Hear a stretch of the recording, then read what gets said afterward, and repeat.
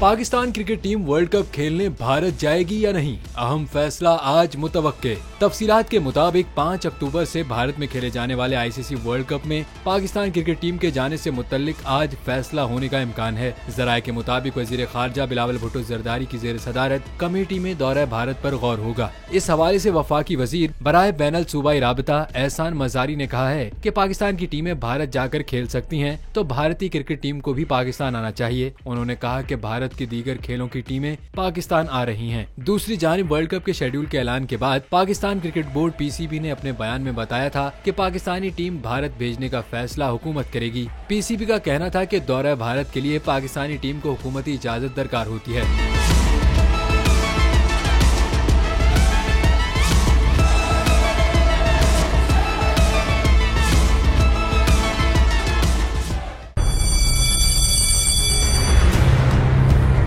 जामियात में चलता गोरख धंधा, नौजवानों के मुस्तकबिल से खेलने वाली काली भेड़ों के आगे हुकूमत और इंतजामिया मुकम्मल बेबस। मुस्तकबिल के मेहमानों के तहफ्फुज के लिए बोल ने उठाई आवाज, सहाफती फराइज को निभाते हुए पहुंचाई हर खबर अवाम तक। बड़े स्कैंडल से जुड़े तमाम हकाइक रखे अवाम के सामने, क्योंकि बोल है पाकिस्तान का नंबर 1 न्यूज चैनल।